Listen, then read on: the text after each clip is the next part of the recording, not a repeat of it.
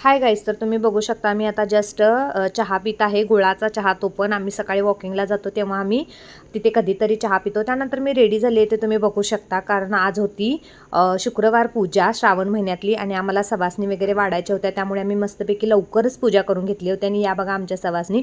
मग त्यानंतर दुपारी बेल वाजली, मग मला कळालं की काहीतरी पार्सलच आलं असेल. आणि काय आलं आहे पार्सल यासाठी मी एक्सायटेड होते आणि बघते तर काय गणपती बाप्पांचं सिंहासन, जे आम्ही छोटासा गणपती घरात बसवतो त्यासाठी. आणि हे बघा आमच्या गल्लीतली मुलं, कधीही कोणत्याही गोष्टीचं प्लॅनिंग नसतं, सडनली त्यांना काहीतरी करायचं असतं. आणि दहीहंडी करायला त्यात नारळ नाही, काहीच नाही, खाली नारळ पडला आणि हे वर चढून दहीहंडी फोडत आहेत. सो अशा पद्धतीचे आहेत आमच्या गल्लीतली मुलं.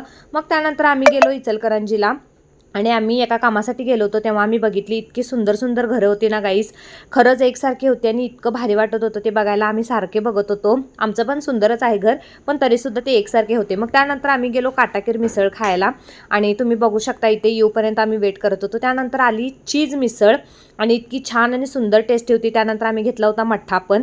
मग आम्ही खाऊन पिऊन निघालो परत घरी, कारण आणि घरी जायला पण परत लेट होईल म्हणून. मग त्यानंतर गेलो बेकरीमध्ये आणि बेकरीमध्ये गेल्यावर बघतो तर काय सुंदर सुंदर असे केक होते, पण आम्ही काय केक घेतले नाहीत. तो आजचा मिनी ब्लॉग कसा वाटता कमेंट करून नक्की सांगा. बाय बाय गाईस, टेक केअर.